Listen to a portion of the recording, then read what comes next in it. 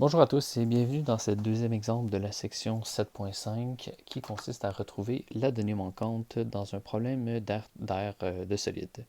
Donc ici, on nous présente une pyramide à base carrée. Je vous laisse un instant pour dessiner vous-même la pyramide à base carrée dans votre cahier de notes. On constate que un des côtés de la base mesure 3,5 cm, qu'un des côtés du triangle qui compose l'aire latérale de la pyramide mesure 6 cm, et on donne également une information supplémentaire. On donne que l'aire latérale de la pyramide est de 40,18 cm².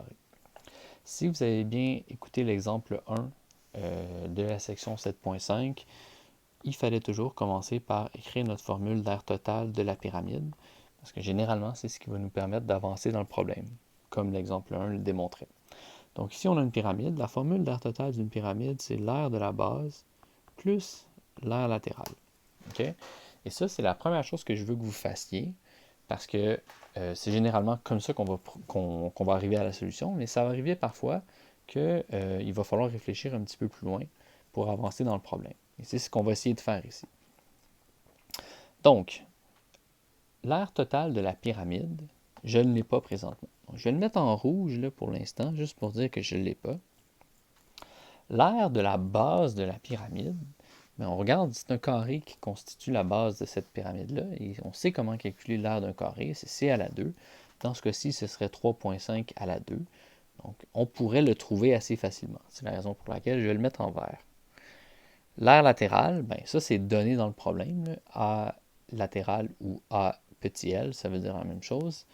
L'aire latérale est de 40,18 cm². Donc, sachant l'aire de la base que je peux trouver facilement et connaissant l'aire latérale, je pourrais arriver à trouver l'aire totale de cette pyramide-là. Mais pensez-y 2 secondes. Là. Si je connais l'aire totale de la pyramide, à quoi ça me sert en réalité? Bien, la réponse c'est ça me sert à rien du tout. Parce que trouver l'aire totale de cette pyramide-là ne m'aidera pas à avancer dans le problème. Donc ça, c'est un des cas où écrire la formule d'aire totale, il faut quand même le faire, mais ce n'est pas ça qui va nous permettre de procéder à la prochaine étape. Analysons maintenant la pyramide qu'on nous propose. Le côté bleu qu'on cherche, c'est l'apothème de la pyramide. Retournez voir dans vos définitions si vous avez oublié ce que c'était l'apothème de la pyramide. C'est l'apothème de la pyramide. Et là, on doit se demander, est-ce qu'il y a un certain calcul d'aire dans lequel apparaît l'apothème de la pyramide? Mais la réponse, c'est oui. Et dans quoi est-ce que ça apparaît, l'apothème de la pyramide? C'est dans la formule de l'aire latérale. Donc, notre petit 2 va consister à écrire la formule de l'aire latérale d'une pyramide. On se rappellera ce que c'est. C'est le périmètre de la base fois l'apothème de la pyramide divisé par 2. Et là, on va essayer de voir si c'est possible de travailler avec ça. Donc, l'aire latérale, ben, on la connaît, c'est donné dans le problème, c'est 40,18. Le périmètre de la base, c'est un carré, tous les côtés sont égaux, donc c'est 4 fois 3,5. Ne pas calculer l'aire du carré, mais bien le périmètre du carré, multiplié par l'apothème de la pyramide, qu'on va appeler x ici. On n'oublie pas le diviser par 2. Et on se retrouve dans une équation très semblable aux équations qu'on a vues un peu plus tôt dans l'année, dans laquelle on retrouve une inconnue, c'est-à-dire x. On va pouvoir isoler cette inconnue pour trouver sa valeur. On va faire un peu de ménage, 40,18. 4 fois 3,5, ça donne 14. J'ai le x qui est ici, et j'ai le tout qui est divisé par 2.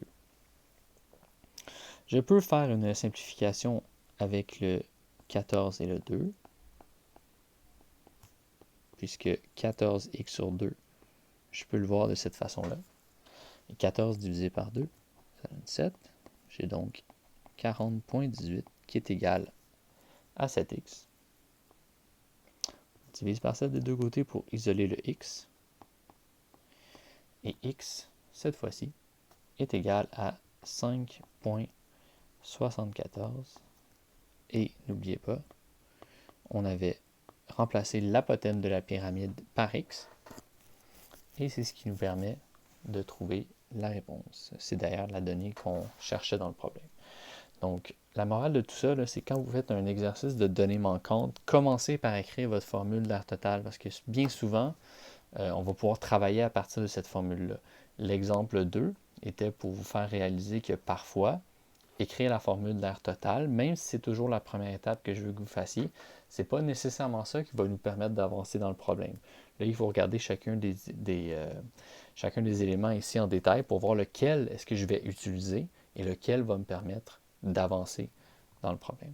Donc voilà, bons exercices et j'espère que ça a été clair.